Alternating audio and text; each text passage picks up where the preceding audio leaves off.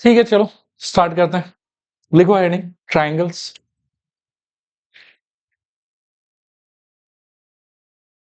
देखो शुरू शुरू में तो क्लास 9 में जितना जो पढ़ा हुआ है ना आप लोग, उन सारी चीजों को थोड़ा सा रिवाइज करा देते हैं। उस समय क्लास 10 स्टार्ट होगा, जहां से स्टार्ट होगा वहां से हल्का हल्का लिखना स्टार्ट करें। ठीक है, तो सबसे पहले कि ट्राइंगल क्या होता है, क्या होता है ट्राइंगल बताओ। थ्री साइडेड क्लोज फिगर को हम लोग क्या बोल सकते हैं, ट्राइंगल। देखने में कैसा होगा, ऐसा। इसके अंदर ए को बोला जाएगा क्या, वर्टेक्स। बी को बोला जाएगा क्या, वर्टेक्स। सी को बोला जाएगा क्या, वर्टेक्स। फिर ये हो जाएगा एंगल ए, ये वाला पार्ट हो जाएगा एंगल बी, ये वाला पार्ट हो जाएगा एंगल सी, ये वाला हो जाएगा साइड ए बी, ये वाला हो जाएगा साइड बी सी, और ये वाला हो जाएगा साइड ए सी या सी ए, जो भी कुछ आप बोलो। ठीक है, तो बेसिकली ट्राइंगल का मतलब हो गया एक क्लोज फिगर जिसके पास में कितना साइड हो, तीन साइड हो। ठीक है, और एक ट्राइंगल के पास में क्या क्या कंपोनेंट होता है, तो तीन वर्टेक्स होता है, तीन एंगल होता है, और तीन साइड होता है। ठीक है, वर्टेक्स का नाम क्या क्या है बताओ, A comma B comma C. Angle का नाम क्या है, angle A, angle B, angle C. और साइड्स का नाम क्या है, A B, B C, C. Vertices से रिलेटेड तो कोई प्रॉपर्टी एग्जिस्ट ही नहीं करता। साइड से रिलेटेड दो इंपॉर्टेंट प्रॉपर्टी है, वो आप सुन के रखो, वो हो सकता है कहीं पे काम आ जाए। आप याद रखना कि अगर ट्राइंगल का तीन साइड है तो तीनों साइड का तो कुछ ना कुछ लेंथ एग्जिस्ट करेगा, राइट। जो भी लेंथ होगा इसके तीनों साइड का, यू विल फाइंड कि उसमें से दो के लेंथ का सम तीसरे के लेंथ से हमेशा ज्यादा होता है। ठीक है, जैसे सपोज करके मैं बोलूं कि इसका लेंथ 5 है, इसका लेंथ 7 है, और इसका लेंथ कुछ भी मान लो कि 8 है जैसे।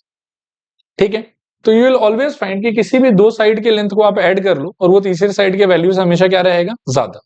सिमिलरली किसी भी दो साइड का अगर आप डिफरेंस लेते तो वो हमेशा तीसरे साइड से क्या रहेगा, कम।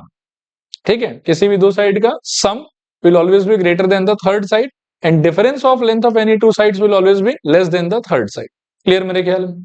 तो वर्टाइसेस का कोई प्रॉपर्टी नहीं था, साइड्स का दो प्रॉपर्टी मैंने आपको बताया। पहला प्रॉपर्टी बताओ, sum of two sides is greater than the third side and difference of two sides is less than the third side. और एंगल का भी एक प्रॉपर्टी है कि तीनों एंगल को ऐड करने पे हमेशा कितना आएगा, 180 डिग्री। ठीक है, आगे बढ़ते हैं यहां से टाइप्स ऑफ ट्राइंगल। सबसे पहला टाइप क्या है बताओ, एक्यूट ट्राइंगल। मीनिंग ऐसा ट्राइंगल जिसके सारे एंगल का इंडिविजुअल वैल्यू क्या हो, 90 डिग्री से कम। फिर नेक्स्ट आता है राइट ट्राइंगल, मीनिंग एक एंगल 90 डिग्री। फिर नेक्स्ट आता है ऑब्ट्यूज ट्राइंगल, मीनिंग एक एंगल मोर देन 90 डिग्री। फिर नेक्स्ट आता है इक्विलेटरल ट्राइंगल, मीनिंग सारा angle 60 degree. Very good. Next आता है आइसोसेलेस ट्राइंगल, ये बहुत इंपॉर्टेंट है। हाँ, मैं एक सेकेंड आ रहा हूँ आइसोसेलेस ट्राइंगल पे। आइसोसेलेस ट्राइंगल में देखो आप दो बात बोल सकते हो। आप कह सकते हो कि ऐसा ट्राइंगल जिसमें या तो दो साइड इक्वल हो जाए, मानो कि ये साइड और ये साइड इक्वल हो गया, और नाम है सपोज करो कि इसका एबीसी। तो अगर आपको दिख जाए कि A B is equals to A C हो रहा है, then you can say this triangle is isosceles triangle. और ऐसा भी हो सकता है कि ट्राइंगल का नाम है एबीसी और दो साइड एक दूसरे से इक्वल ना होके यू विल फाइंड कि दो एंगल एक दूसरे से इक्वल हो रहे हैं। मानो कि ये एंगल और वो एंगल इक्वल हो गया है, like angle B is equals to angle C हो गया आपके लिए, तो भी आप उसको क्या बोल सकते हैं बताओ, आइसोसेलेस ट्राइंगल। तो किसी भी ट्राइंगल में अगर दो साइड इक्वल हो गया तो भी आइसोसेलेस ट्राइंगल, और दो एंगल इक्वल हो गया तो भी क्या हो जाएगा, वो आइसोसेलेस ट्राइंगल। अगर साइड इक्वल होता है तो आप याद रखना कि इस साइड के ऑपोजिट वाला एंगल कौन होगा इस ट्राइंगल में। आप देखना ध्यान से कि ये हो गया आपका साइड और ऑपोजिट एंगल मतलब ये वाला। ठीक है, और अगर आप इसको एज अ साइड देखते हो, इसको एज अ साइड देखते हो, तो ऑपोजिट एंगल कौन सा होगा, ये वाला। क्लियर मेरे ख्याल में। तो अगर किसी ट्राइंगल में दो साइड एक दूसरे से इक्वल हो गया तो ऑब्वियसली वो क्या हो जाएगा, आइसोसेलेस ट्राइंगल। और आइसोसेलेस ट्राइंगल होने के बाद में जो दोनों साइड एक दूसरे से इक्वल है उनके ऑपोजिट स्टैंडिंग एंगल्स भी एक दूसरे से इक्वल हो। तो ए बी के ऑपोजिट वाला एंगल कौन, एंगल सी। और ए सी के ऑपोजिट वाला एंगल कौन, एंगल बी। ये चीज आप खुद से क्लेम कर सकते। फिर से एक बार मैं रिपीट कर दूं, अगर ट्राइंगल में दो साइड इक्वल हुआ तो क्या बोलना है उसको, आइसोसेलेस ट्राइंगल। और जो दोनों साइड इक्वल है उनके ऑपोजिट स्टैंडिंग एंगल्स वो भी आपस में क्या रहेगा, इक्वल। सेम आप यहां पे भी बोल सकते हो कि अगर किसी ट्राइंगल में यू नो कि two angles are equal to each other then it is isosceles triangle, and the sides standing opposite to those angles are also equal to each other. मतलब अगर दो एंगल इक्वल है तो isosceles triangle बोलोगे, और इनके opposite वाला जो साइड लोग हैं वो साइड लोग आपस में क्या रहेगा, इक्वल रहेगा। क्लियर मेरे ख्याल में, कोई प्रॉब्लम नहीं, तो भी ये चीज, ये प्रॉपर्टी एग्जिस्ट करे। ठीक है, एंगल बी के ऑपोजिट कौन है बताओ, मेरे ख्याल में ए सी, और एंगल सी के ऑपोजिट कौन है बताओ, ए बी। तो अगर दोनों एंगल इक्वल है तो दोनों साइड भी इक्वल होगा ही होगा। क्लियर मेरे ख्याल में, तो ये था आइसोसेलेस ट्रायंगल। इसके बाद में आता है स्केलेन ट्रायंगल, मीनिंग तीनों साइड का लेंथ अलग अलग होगा, कोई भी एक दूसरे से मैच नहीं करे। नेक्स्ट आता है some important lines related to triangles. ठीक है, एक इसमें से डेफिनेशन है मीडियन, तो पहले आपको समझा देता हूं फिर आएंगे इस फोटो पे। मीडियन का मीनिंग क्या होता है, देखो मान लो कि ये एक ट्रायंगल है, आप वर्टेक्स से स्टार्ट करो और सामने वाले साइड के एग्जैक्टली मिड पॉइंट पे जाके आप हिट करो। ठीक है, line joining vertex of the triangle with the mid point of the opposite side A B C, इसको थोड़ी देर के लिए मैं अगर एडी बोलूं, ठीक है ना, तो AD will be called as median. ठीक है, और डेफिनेशन इसका ये है, line joining the vertex of the triangle with mid point of the opposite side. अब यहां पर एंगल क्या बनेगा वो हमको नहीं पता, लेकिन अगर मैं एडी को मीडियन बोलना चाह रहा हूं, that means I am trying to say कि डी जो है ना वो बीसी का मिड पॉइंट है, यानी कि बीडी लेंथ और सीडी लेंथ आपस में क्या होगा, इक्वल होगा। ठीक है, मैं आता हूं उसमें, तीन डेफिनेशन है, एक मीडियन है, एक ऑल्टीट्यूड है और एक एंगल बाइसेक्टर। ये तीनों ही आपको क्लियर रहना चाहिए कि डेफिनेशन क्या है किसका, एक एक करके आप सुनते जाओ समझते जाओ। मीडियन का डेफिनेशन में फिर से रिपीट करता हूं, वर्टेक्स से स्टार्ट होने वाला लाइन जो ऑपोजिट साइड के मिड पॉइंट पे जाके हिट करेगा, कितने एंगल पे हिट करेगा उसका कोई ज्ञान नहीं है हम। अगर सपोज करो कि बिल्कुल आइसोसेलेस या इक्विलेटरल ट्राइंगल है तो 90 डिग्री पे भी हिट कर सकता है। और सपोज करो कि अगर ऐसा कोई सिचुएशन, यहां देखना ध्यान से, मान लो कि इस टाइप का कोई ट्राइंगल एकदम ऐसा, ऐसा भी तो ट्राइंगल हो सकता है। इस केस में आपको जो मीडियन दिखाई देगा ना, वो मीडियन आपको बिल्कुल ऐसा दिखाई देगा, देखो ऐसा, क्योंकि मिड पॉइंट ऑब्वियसली इसका यहां तो होगा नहीं, इसका मिड पॉइंट तो कहीं यहां पे होगा। आया बात समझ, इस केस में आपको मीडियन ऐसा दिखे, डी दीज आर इक्वल। देखो आया समझ के नहीं आया समझ, चलेगा मेरे ख्याल में। मीडियन का डेफिनेशन मेरे साथ रिपीट करो, बोलो line joining vertex of the triangle with mid point of opposite side is called median. Clear मेरे ख्याल में, एक ट्राइंगल के पास में टोटल कितना मीडियन होने का उम्मीद है, तीन हो सकता है। ठीक है ना, तीनों वर्टेक्स एक एक मीडियन आ जाए, एक यहां से आ जाए, एक यहां से आ जाए और एक यहां से आ जाए, और तीनों मीडियन जो है वो सरप्राइजिंगली एक पॉइंट पे मीट करेगा एक दूसरे से, और उस मीटिंग पॉइंट को बोला जाता है सेंट्रॉइड ऑफ द ट्राइंगल। क्या बोलते हैं बताओ, centroid of the triangle. Clear है मेरे ख्याल में, देखो अच्छा यहां देख सकते हो, ये ट्राइंगल हो गया आपका, एक मीडियन, दो मीडियन और तीन मीडियन, और तीनों मीडियन का जो मीटिंग पॉइंट है उसको क्या बोलेंगे बताओ, सेंट्रॉइड, और रिप्रेजेंट करोगे कौन से लेटर से, जी लेटर से। ठीक है, मीडियन का डेफिनेशन एक बार और बताओ मेरे को, line joining the vertex of the triangle with the mid point of the opposite side. याद रखना कि मीडियन बोलते समय मेरे को इस एंगल का कोई इंफॉर्मेशन नहीं है, कोई नॉलेज नहीं, मुझे बस इतना नॉलेज है कि ये वर्टेक्स है मेरा, और अगर ये लाइन मेरा मीडियन है तो इसका जो एंड पॉइंट है वो ऑपोजिट साइड का मिड पॉइंट है, अगर ये मीडियन है तो चलेगा मेरे ख्याल में। नेक्स्ट डेफिनेशन आता है आपका ऑल्टीट्यूड। क्या डेफिनेशन है बताओ, ऑल्टीट्यूड। ऑल्टीट्यूड का मतलब होता है परपेंडिकुलर ड्रॉप, ऑल्टीट्यूड का मतलब है perpendicular drop on the opposite side from the vertex. यहां से अब आप 90 डिग्री का एक लाइन बनाओ, अब ये हो सकता है कि मिड पॉइंट पे काट रहा होगा, हो सकता है कि मिड पॉइंट पे नहीं काट रहा होगा। मान लो कि ऐसा अगर इक्विलेटरल या आइसोसेलेस ट्राइंगल है तो आपको सीधा ये कटता हुआ दिखेगा, लेकिन सपोज करो कि मैं अगर इस टाइप का कोई ट्राइंगल बना लूं, तो इसमें जब मैं ऑल्टीट्यूड गिराऊंगा ना तो वो ऑल्टीट्यूड ऐसा होगा। ठीक है, सो ऑल्टीट्यूड का मतलब है perpendicular drawn from vertex of the triangle on the opposite side. Median का मतलब है line joining vertex with the mid point of the opposite side. Altitude का मतलब है perpendicular drawn from vertex on the opposite side. तो ये mid point पे काट रहा है कि नहीं काट रहा हमको नहीं पता। इफ आई एम सेइंग कि ये ऑल्टीट्यूड है तो हमको बस एक बात पता है कि एंगल कितना बना रहा होगा, ये एंगल पक्का 90 डिग्री बना रहा होगा, देखो। ठीक है, इस टाइप के ट्राइंगल में तो क्या होता है ना कि अगर मान लो कि इक्विलेटरल या आइसोसेलेस ट्राइंगल है ना, तो आपका ऑल्टीट्यूड मीडियन सारा का सारा एक ही लाइन से रिप्रेजेंट हो जाता है। सेम ही लाइन ऑल्टीट्यूड भी होगा, सेम ही लाइन मीडियन भी होगा, लेकिन ऐसा ट्राइंगल में आपको क्लियरली समझ में आएगा कि समान क्या है।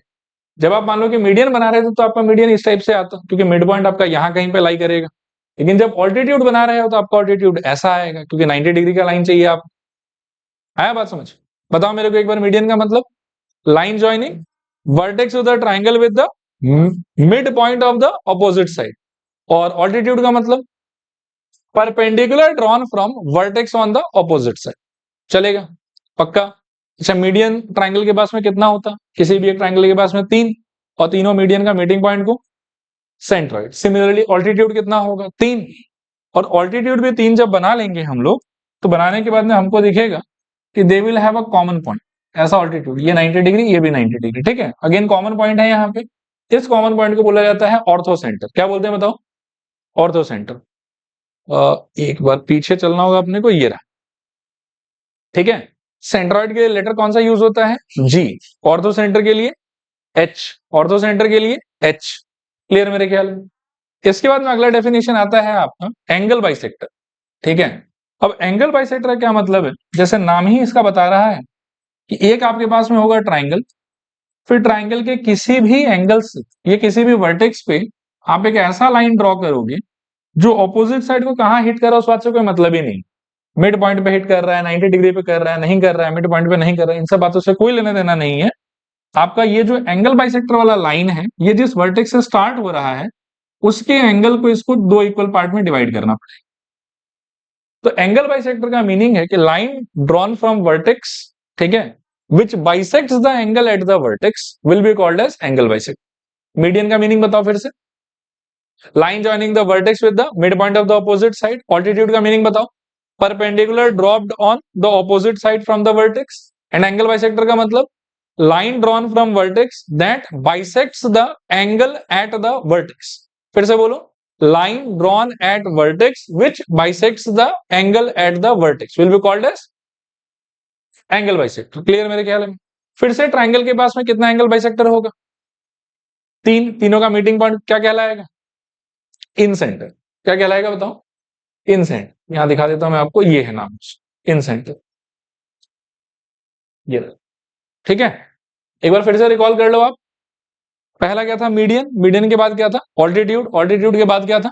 Angle bisector. मीडियन का मतलब line joining vertex with the mid point of opposite side. Altitude का मतलब perpendicular dropped from vertex on the opposite side. और एंगल बाइसेक्टर का मतलब line drawn from vertex which bisects the angle at the vertex, ठीक है। Median का meeting point centroid, altitude का meeting point ortho centre, और एंगल बाइसेक्टर का meeting point in centre. और इसके लिए स्टैंडर्ड लेटर यूज होता है आई। क्या यूज होता है बताओ? ये रहा। यहां पे हालांकि आई लिखा हुआ नहीं है, मैं लिख देता आई। ये वाला जो पॉइंट है इसको हम बोलेंगे आई। क्लियर मेरे ख्याल में? चलेगा यहां तक। इसके अंदर नेक्स्ट टॉपिक पे आते हैं हम, जिसका नाम है कॉन्ग्रुएंट फिगर्स, ठीक है। ये क्लास 9 में मेरे ख्याल में मिल जाता है आप लोग, कॉन्ग्रुएंट फिगर्स, ठीक है। What do you mean by congruent figures? तो कॉन्ग्रुएंट फिगर का मतलब ये है कि दो ऐसा ज्योमेट्रिकल शेप जिनका शेप भी सेम हो और साथ ही साथ साइज भी सेम। फिर से रिपीट करो, क्या क्या सेम हो? हाँ, सेम होना चाहिए। Shape as well as size, दोनों चीज अगर सेम रहेगा तो क्या बोलोगे उसको? Congruent figures. एक बार रीड आउट करो।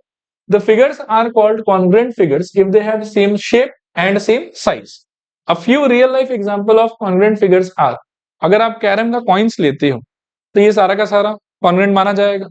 सेम बिस्किट के पैकेट में से 3-4 बिस्किट निकालते हो, गिवन दैट कि बिस्कुट टूटा हुआ ना हो, जैसा पैकेट में आता है वैसा का वैसा ही रहे, तो यू विल फाइंड कि सारा बिस्किट एक दूसरे से एकदम एग्जैक्टली रिजेंबल करेगा, and they are example of congruent figures. एक और एग्जांपल ले सकते हो आप। अपना हाथ देखो सब लोग, आपका ये हाथ और आपका ये हाथ, ठीक है। अगर आपका हाथ ऋतिक रोशन वाला हाथ नहीं है तो उसके पास में एक छठा उंगली भी है यहाँ पे, तो यदि आपका नॉर्मल हाथ है तो they are congruent to each other, ठीक है। और कॉन्ग्रुएंट फिगर्स का एक बहुत इंपॉर्टेंट प्रॉपर्टी होता है कि एक ऑब्जेक्ट को उठा के अगर आप दूसरे के ऊपर में प्लेस करो तो ये एग्जैक्टली कोइंसाइड हो जाता है, एग्जैक्टली ओवरलैप हो जाता है। तो आपका हाथ आप देखो कि अच्छे से ओवरलैप हो रहा है एक दूसरे, लेकिन यहीं पे आप अपने बगल वाले के हाथ से ओवरलैप कराने का ट्राई करो या मेरे हाथ से ओवरलैप कराने का ट्राई करो, तो हाथ हम लोग का छोटा बड़ा होगा, it will not overlap. For example, Jayant हाथ दिखाओ, ऊपर करो, नहीं नहीं इधर बीच में आ जाओ, ऐसे ऊपर करो कांग्रेस का हाथ, मतलब ओवरलैप नहीं कर रहा, मेन पॉइंट हुआ चलेगा मेरे ख्याल में। कॉन्ग्रेंट होता मेरा और इसका हाथ तो ओवरलैप कर जाते, ठीक है। सो फिर से बताओ मेरे को कॉन्ग्रेंट फिगर्स का मतलब ऐसा दो फिगर जिनका क्या क्या मैच करना चाहिए, शेप और साइज दोनों मैच करे, उसको क्या बोलेंगे हम लोग, कॉन्ग्रेंट फिगर्स। नेक्स्ट आता है कॉन्ग्रेंट ट्राइंगल्स। तो जो कॉन्ग्रेंट फिगर का बेसिक अंडरस्टैंडिंग, बेसिक डेफिनेशन है, वही कॉन्ग्रेंट ट्राइंगल का डेफिनेशन। दो ऐसा ट्राइंगल जिनका शेप भी सेम हो और साइज भी सेम हो, उसको क्या बोलेंगे हम लोग, कॉन्ग्रेंट ट्राइंगल्स। अगर कॉन्ग्रेंट हुआ तो ये इंपॉर्टेंट प्रॉपर्टी जो मैंने आपको हाथ के केस में दिखाया, वो ट्राइंगल के केस में भी एप्लीकेबल होगा। अब पढ़ो, यहां से पढ़ो, two triangles are congruent if they have same shape and same size.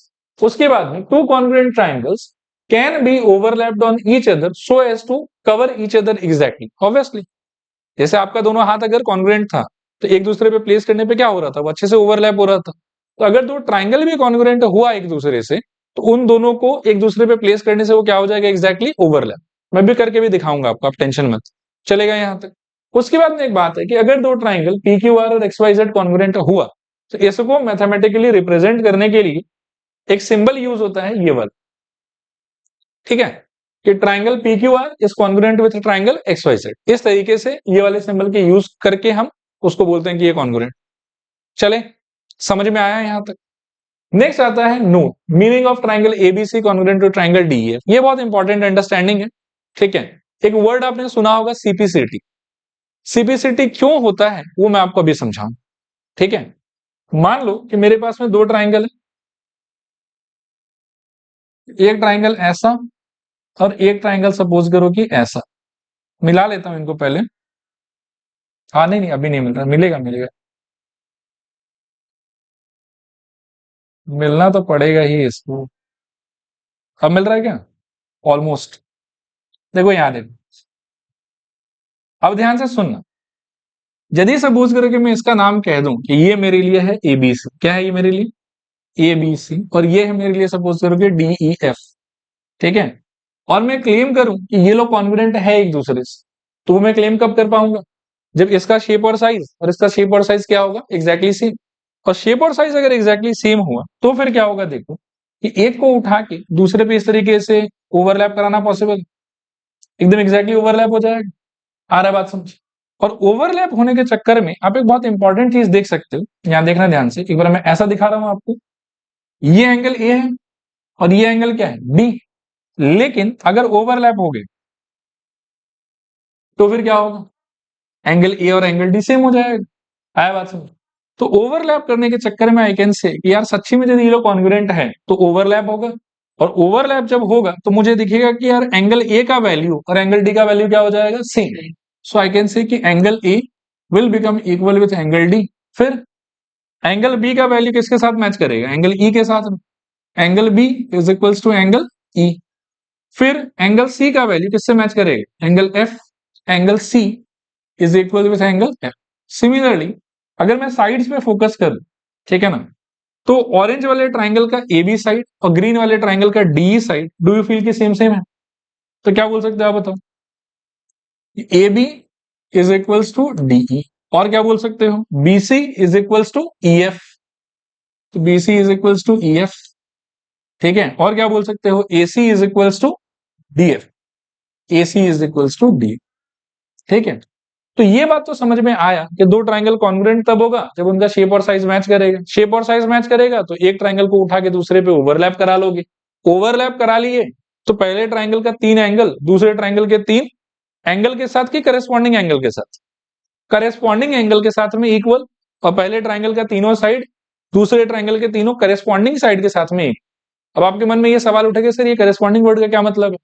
तो यदि मैं ऐसा बोलूं कि पहले ट्राइंगल का तीन एंगल दूसरे ट्राइंगल के तीन एंगल के साथ में इक्वल, इसका मतलब तो ये हुआ कि कोई भी किसी से भी इक्वल हो सकता है। लेकिन ऐसा तो है नहीं ना, ए किससे ओवरलैप कर रहा है, डी से ओवरलैप कर रहा है, तो ए तो डी से ही इक्वल होगा। जरूरी नहीं कि ए का और मतलब क्या है कि ई का एंगल का वैल्यू मैच करने लग जाए, ये ए का और एफ का एंगल का वैल्यू मैच करने लग जाए। तो कोई किसी से भी इक्वल नहीं हो रहा। देर इज अ करेस्पॉन्डेंस, ये इसी से होगा, ये इसी से होगा और ये इसी से होगा। ए किससे करेस्पॉन्ड कर रहा है, डी से।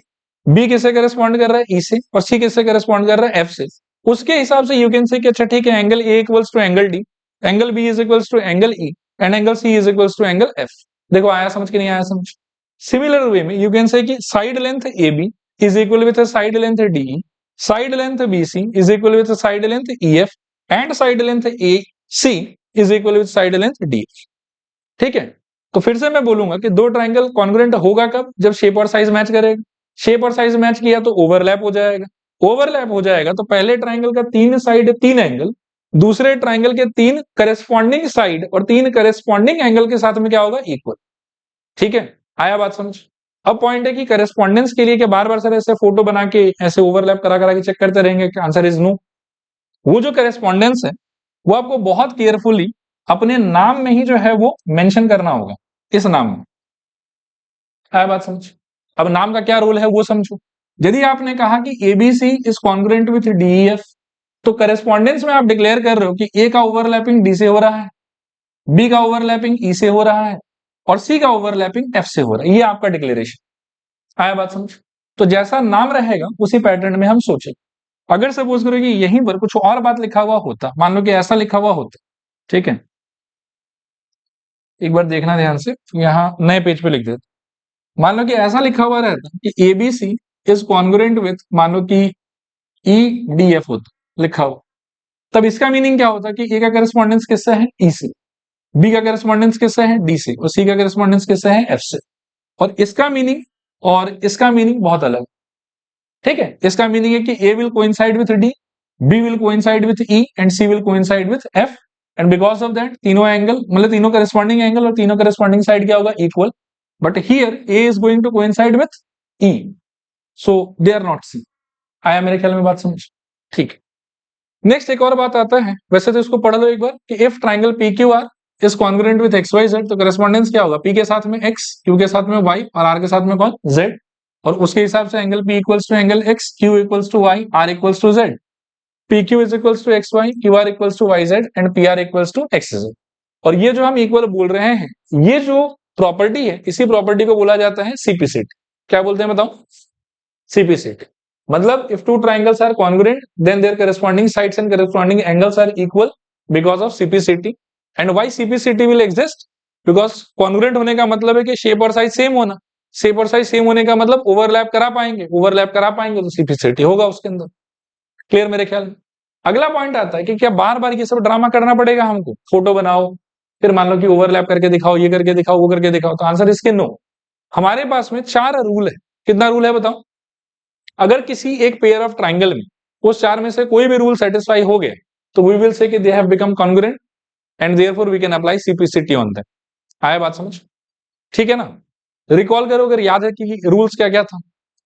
एसएएस और बोलो, एसएसएस और बोलो, आरएचएस, और एक फ्लेक्सिबल रूल था एएएस।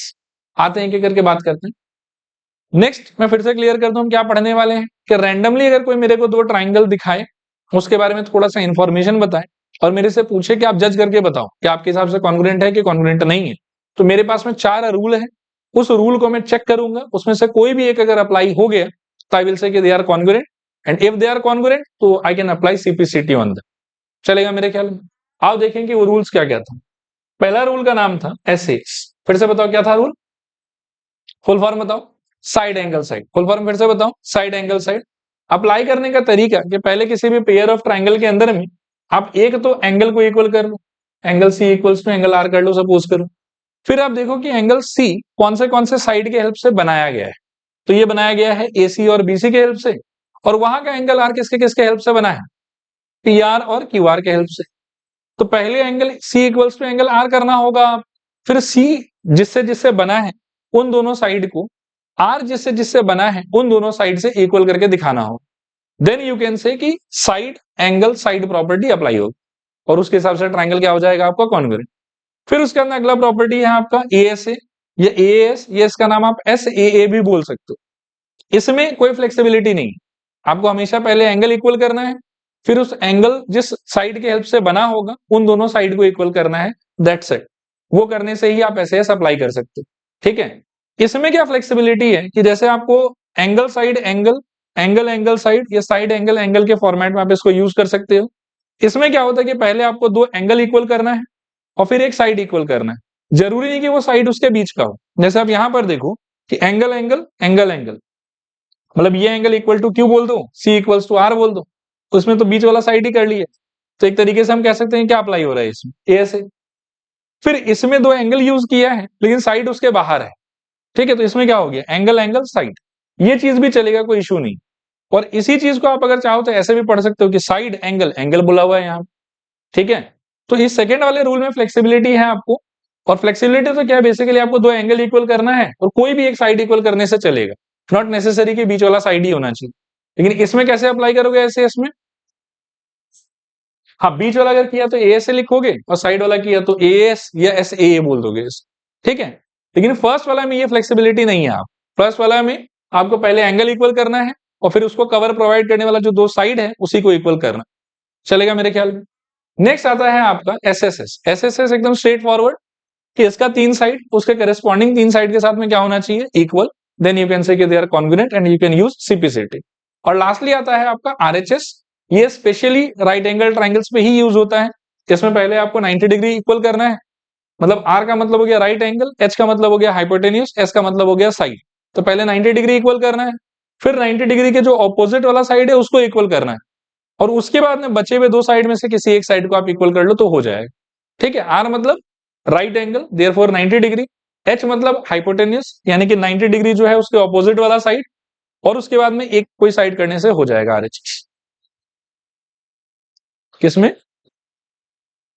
एस में, हाँ नहीं, एस में कैसे आएगा, एस में तो ये एंगल तो ले ही रहे हो ना।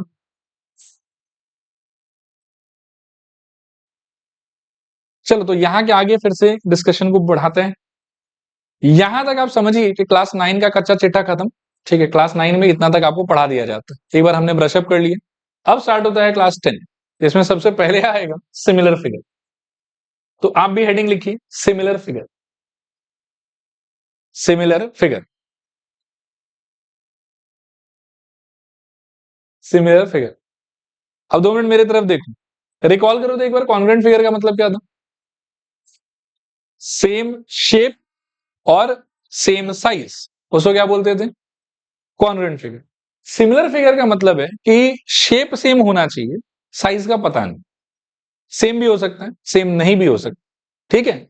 लेकिन अगर शेप सेम है तो उसको क्या बोलेंगे हम लोग, सिमिलर। पढ़ो डेफिनेशन एक बार, लिखना नहीं है, लिखने का काम मैं करा दूं। देखो यहाँ पे geometric figures having same shape are known as similar figure, they may और may not have same size, ठीक है। क्लियर है मेरे ख्याल में। तो मेरा हाथ और जयंत का हाथ जिसका साइज मैच नहीं कर रहा था, हम लोग दोनों का हाथ क्या हो जाए, सिमिलर, शेप तो मैच कर ही रहा है, ठीक। नेक्स्ट आप देखो कि तीन चिड़िया का फोटो है यहाँ पे, एक बड़ा चिड़िया, एक छोटा चिड़िया, एक और बहुत छोटा चिड़िया, सबका शेप यू विल फाइंड के सेम। फिर आप देख सकते हैं कि घड़ी भी गोल होता है, पिज्जा भी गोल होता है, मनन सोच रहा है कि हाँ ये सब बढ़िया बात है। तो ये भी गोल ये भी गोल, इसको क्या बोल सकते हैं हम लोग, सिमिलर फिगर। क्लियर मेरे ख्याल में। तो सिमिलर फिगर का फिर से एक बार मीनिंग बताओ, जिसका शेप सेम वो क्या हो गया, सिमिलर। और कॉन्ग्रुएंट का मतलब शेप भी सेम होना होगा और साइज भी सेम होना होगा। एक अंग्रेजी में स्टेटमेंट में बोलूंगा, आप ट्रू एंड फॉल्स बताना।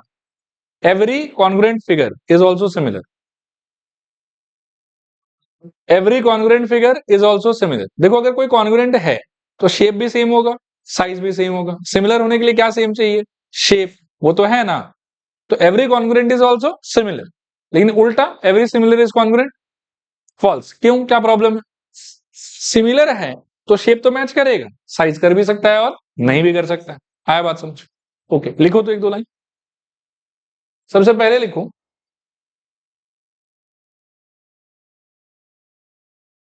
सिमिलर फिगर का definition. Geometric figures having same shape are called similar figures, are called similar figures. Geometric figures having same shape are called similar figures. They may or may not have same size, they may or may not have same size, they may or may not have same size, ठीक है, full stop. फिर एक note लिखूं यहां से, ये मैंने समझा दिया आपको कि हर कॉन्ग्रुएंट फिगर हमेशा सिमिलर होगा, हर सिमिलर फिगर कॉन्ग्रुएंट होगा ऐसा जरूरी नहीं है। करो कॉपी करो फटाफट।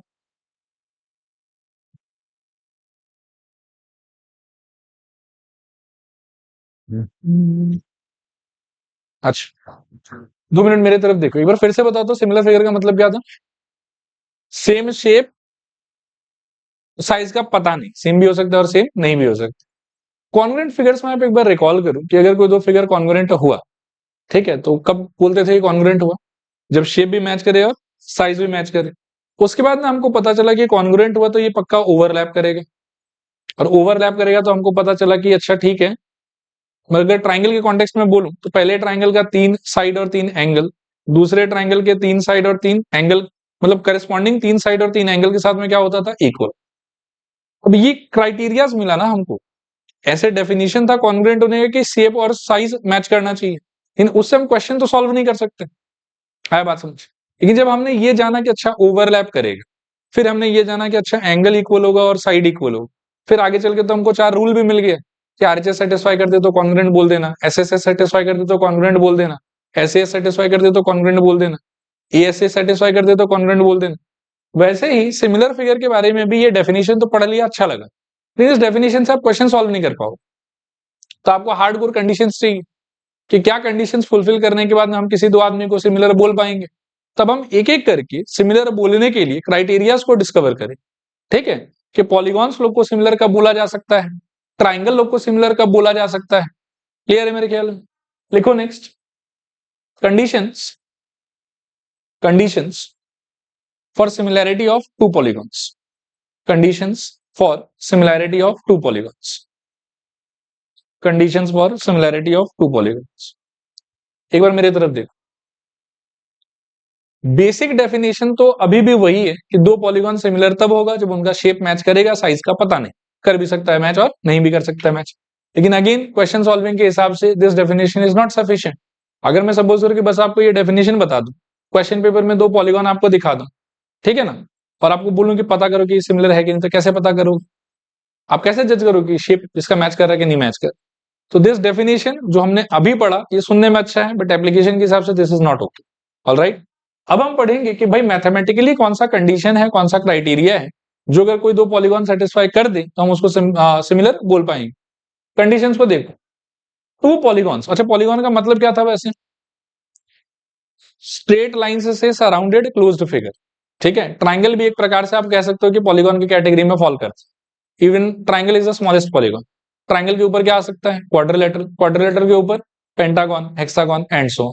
तो अभी हम बात कर रहे हैं कि कोई भी दो पॉलीगॉन, ठीक है, चाहे वो कोई भी कैटेगरी का हो, having same number of sides, मतलब दो पेंटागन को ही कंपेयर करना है, दो ट्राइंगल को ही कंपेयर करना है, दो क्वाड्रिलेटरल को ही कंपेयर करना है एंड सो ऑन। ऐसा नहीं कि मतलब एक पेंटागन ले लिया, एक ट्राइंगल ले लिया, फिर तो वो लोग कभी सिमिलर हो ही नहीं सकता, ठीक है। So two polygons having same number of sides are said to be similar if, दो बात होना चाहिए, पहला कि their corresponding angles are equal, मतलब पहले पॉलीगॉन का एंगल्स और दूसरे पॉलीगॉन्स के एंगल्स के बीच में कुछ इक्वालिटी का एक सेंस होना चाहिए कि पहले का 3 एंगल, ये 4 एंगल, दूसरे के 3 करेस्पॉन्डिंग, ये 4 करेस्पॉन्डिंग एंगल के साथ में क्या होना चाहिए? सेम, ठीक है। और दूसरा बात है कि the length of their corresponding sides are in the same ratio, मतलब आप पहले फिगर के साइड लेंथ का वैल्यू और दूसरे फिगर के करेस्पॉन्डिंग साइड लेंथ का वैल्यू जब लेंगे और उसका रेशियो निकालेंगे तो वो हर पेयर ऑफ साइड्स के लिए आपका सेम आना चाहिए। और इसी चीज को एक शब्द में अगर बोलना है तो आप बोलेंगे कि वो लोग क्या है? प्रपोर्शनल। फिर से पढ़ लो, the length of the corresponding sides are in the same ratio, and एक वर्ड में बोलना है तो क्या बोलोगे? प्रपोर्शनल। मैं ऐसा भी बोल सकता था कि the corresponding sides are proportional. Proportional का मतलब उनके साइड के लेंथ का रेशियो क्या करेगा? मैच, ठीक है। अगर ये दोनों कंडीशन कोई भी polygon having same number of sides fulfil कर दिया तो उन दोनों पॉलीगॉन को आप क्या बोलोगे? सिमिलर। देखो आया समझ के नहीं आया समझ? ठीक है, यहाँ पर बोला हुआ भी कि sides are proportional means the ratio of the length of corresponding sides are equal. और अगर कोई दो आदमी ए बी सी डी ई, मान लो कि 5 है ना इसमें और इसमें भी 5 है, तो ए बी सी डी ई और P Q R S T somehow अगर आपको पता चला कि सिमिलर है तो सिंबल उसका आपका ये वाला हो। जैसे कॉन्ग्रुएंट का सिंबल क्या होता था? ऐसा भी रहता था और इक्वल भी होता था, ठीक है। लेकिन सिमिलर के सिंबल में बस ऐसा रहेगा, वो इक्वल वाला पार्ट नहीं है, ठीक है। अब क्या मीनिंग है, मैं थोड़ा सा एक एग्जांपल भी आपको दिखाता हूं, यहां देखो, ध्यान से सुनना। सपोज करो कि मेरे पास एक रेक्टेंगल है ऐसा और एक रेक्टेंगल है ऐसा, ठीक है। अभी ये दो पॉलीगॉन है मेरे ख्याल में, हैविंग क्या? मतलब same number of sides, 4 sides. और रेक्टेंगल ले लिया तो एंगल का तो कोई झमेला है ही नहीं, 90 degree 90 degree 90 degree 90 degree 90 degree और 90 डिग्री 90 डिग्री। मान लो कि इसका नाम है ए बी सी डी, इसका नाम है पी क्यू आर और एस, ठीक है। और सपोज करो इसका साइड है 5, इसका ये वाला साइड है 3, तो ये भी 5 और ये भी 3। तो इसमें मान लो कि ये 10, ठीक है, तो ये भी 10 ऑटोमेटिकली, और ये वाला को मैं ले लेता हूं 6। बना सकते हैं ना ऐसा दो ट्राइंगल।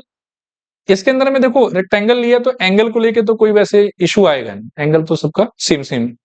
साइड्स के केस में अगर आप चेक करोगे तो 5 डिवाइडेड बाय 10 कितना आएगा, 1/2 half. 3 divided by 6 half. 5 divided by 10 half. 3 divided by 6। तो आप देख सकते हैं कि साइड्स का रेशियो भी क्या कर रहा है, मैच कर। लेकिन यहीं पे तो मैं ऐसा भी कर सकता था ना कि 5 तो ये भी 5, ये वाला 3 तो ये वाला भी 3। इसको मैं जानबूझ के बना लेता 10, इधर का साइड को डबल कर, और इसको मैं जानबूझ के बना लेता मान लो कि 15, ठीक है। तो इधर भी कितना अच्छा, वैसे 15 अच्छा नहीं दिखेगा यहाँ पे। आप इसको कुछ कर लो, ऐसा 9 कर लो आप, 9 का तो फील ले सकते हैं। और यहाँ पर आप 10 कर दो और यहाँ पर भी आप 9 कर दो। बोल दो इसको ए बी सी डी, और इसको बोल दो आप क्या, मान लो कि पी क्यू आर एस। अब यहां पर भी आप देखोगे कि सिंस दोनों रेक्टेंगल है तो एंगल का झमेला तो चलो ठीक है नहीं है यहाँ, लेकिन साइड्स का अगर आप चेक करोगे तो 5 डिवाइडेड बाय 10 कितना आएगा, हाफ। लेकिन 3 डिवाइडेड बाय 9 कितना आएगा, 1/3। Are they matching, no. So these are example of similar polygon, but इसको हम सिमिलर नहीं कह सकते, ठीक है, क्योंकि इसमें साइड का रेशियो मैच नहीं कर रहा, तो sides are not being proportional, ठीक है ना। 5/10 का आंसर जिनको नहीं समझ में आ रहा उसके लिए, मान लो कि A B divided by P Q अगर मैं करूं तो मेरे को कितना मिलेगा, 5/10, which is equals to half.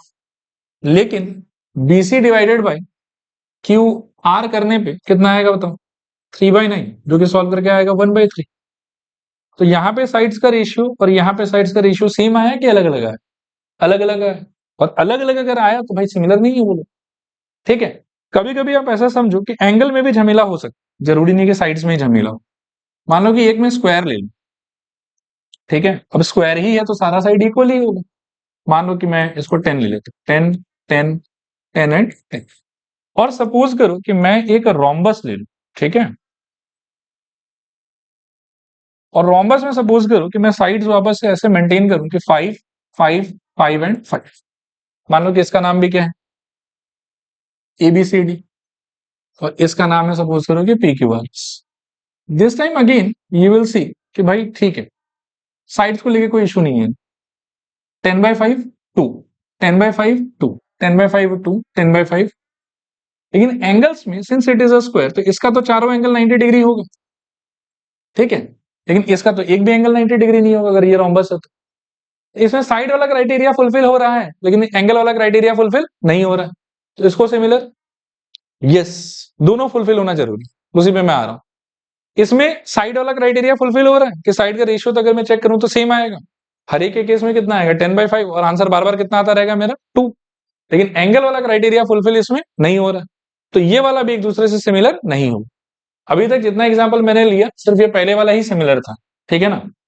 इसमें आप देखो मैं ऐसे लिखता हूं ए बी बाई, मतलब इसके साथ में मैं इसको मैच कराना चाहूंगा SR, इसके साथ में I will take that one, तो क्या हो जाएगा बताओ, BC बाई RQ। इसके साथ में CD by I will take QP, and इसके साथ में AD by I will take SP। And सबका आंसर मेरा कितना आ रहा है, हाफ। साथ ही साथ angle A is being equal with angle S. Similarly, angle B is equal with angle R. Angle C is equal with Q, and angle D is equal with angle P. सब equal आ, सारा angle भी corresponding वे में equal आया और सारे sides का ratio भी मेरा बार बार सेम निकला। तो देयरफॉर आई कैन डिक्लेयर कि सिंस ये दोनों क्राइटेरिया फुलफिल हो रहा है, सो आई कैन से कि A B C D is getting similar with, A किससे करेस्पॉन्डेंस में जा रहा है, S से, तो ए के जगह पर क्या लिखूंगा S। बी किससे जा रहा है, आर से, बी के जगह पर आर। सी किससे जा रहा है, क्यू से, तो उसके जगह पर क्यू।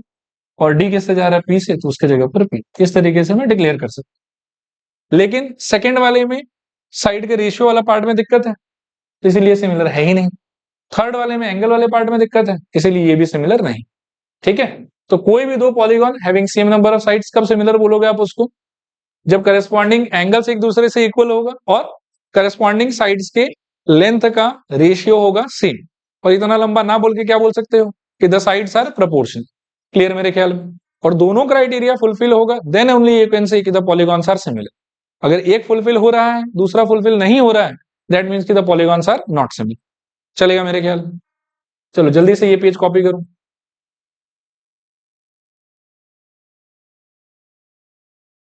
ठीक है, थोड़ा आगे चलते हैं। डन मेरे ख्याल में यहां तक एग्जाम्पल वगैरह ठीक है। नेक्स्ट आप इसको देखो, इसको लिखना नहीं है, एक बार पढ़ो आप। सिमिलर ट्राइंगल्स, वापस से बेसिक डेफिनेशन क्या होगा कि दो ऐसा ट्राइंगल जिनका शेप मैच करे, साइज का पता नहीं। शेप अगर मैच करे, और ट्राइंगल भी मुझे ऐसा लगता है कि पॉलीगॉन की कैटेगरी में ही फॉल करता है, दुनिया का सबसे कम साइड्स वाला पॉलीगॉन। ठीक है ना?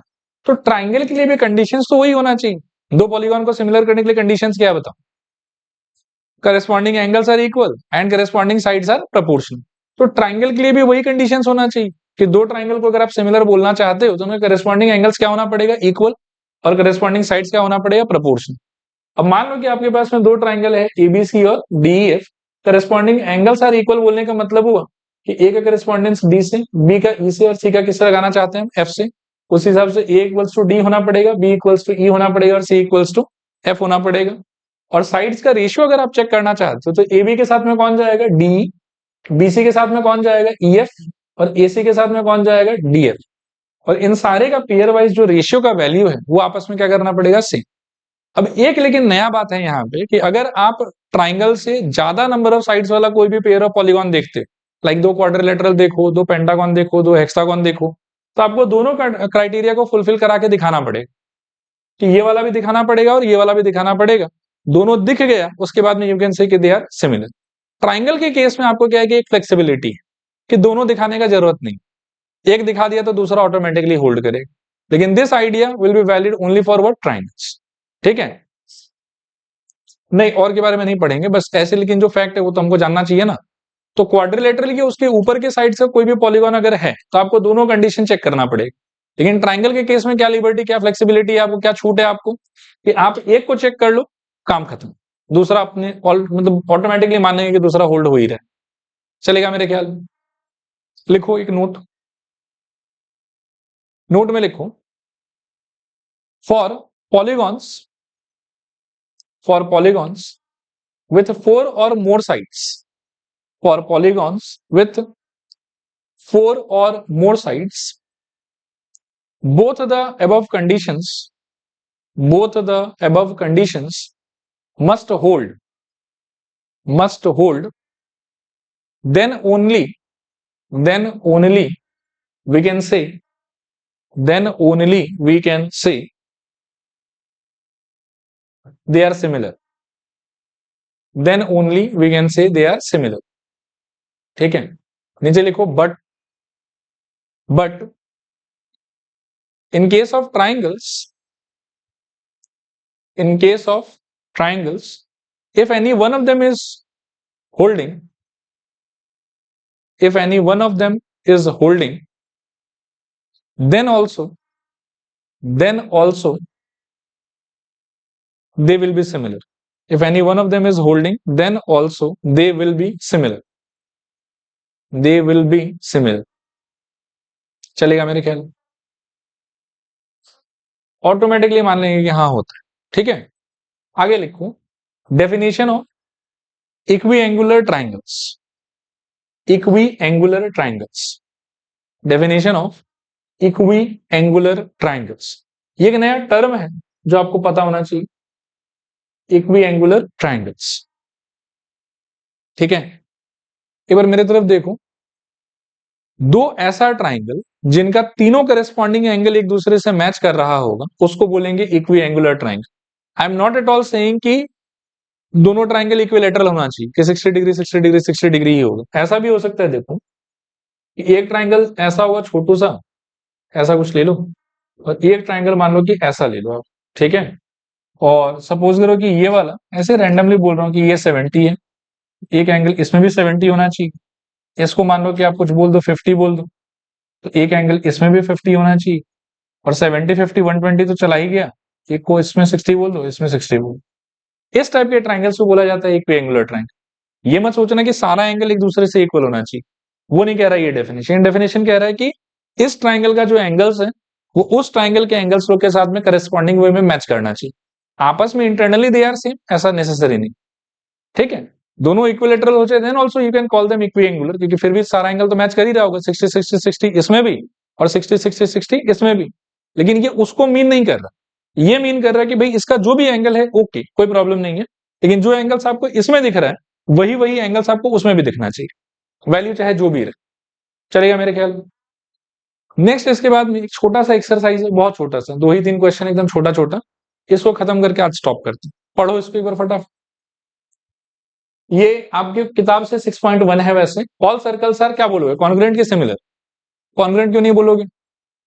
साइज छोटा बड़ा हो सकता है तो सिमिलर लेकिन बोल ही सकते हैं क्योंकि शेप मैच कर रहा है।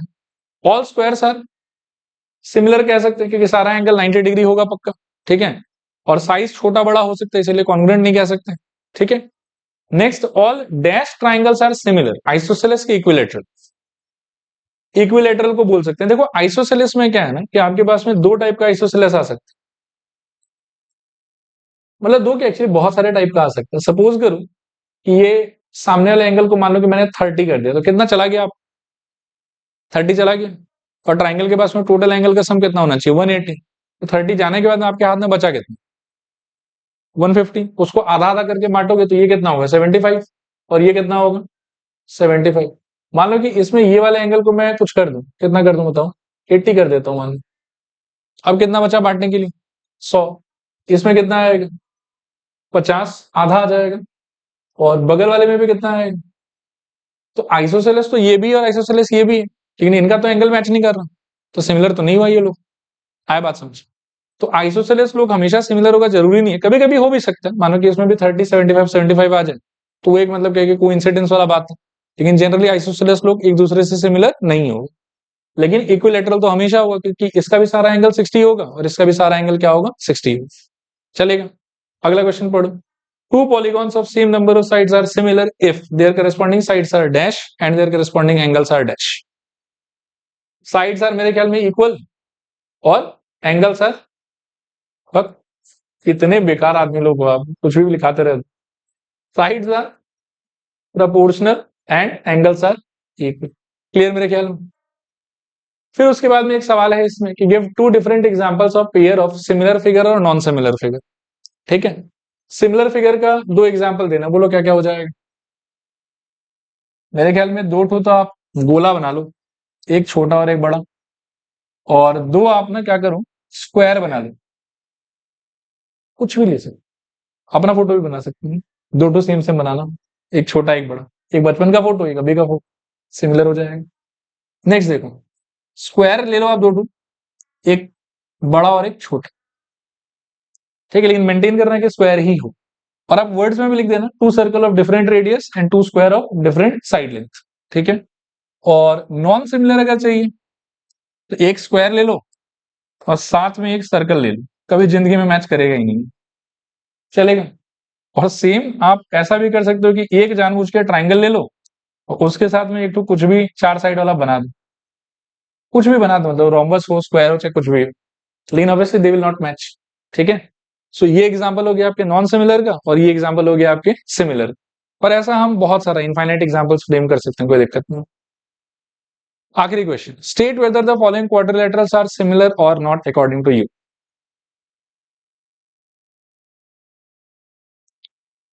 Not similar, why? साइड्स वाला क्राइटेरिया आई थिंक भली भांति बहुत अच्छे से सेटिस्फाई हो रहा है। 1.5 divided by 3 for any pair I will see कि बार बार कितना आएगा? हाफ। लेकिन एंगल वाला क्राइटेरिया देखूंगा तो इसका एक भी 90 नहीं है और इसका सारा 90 है, therefore they are not similar. चलेगा मेरे ख्याल। चलो आज के लिए इतना।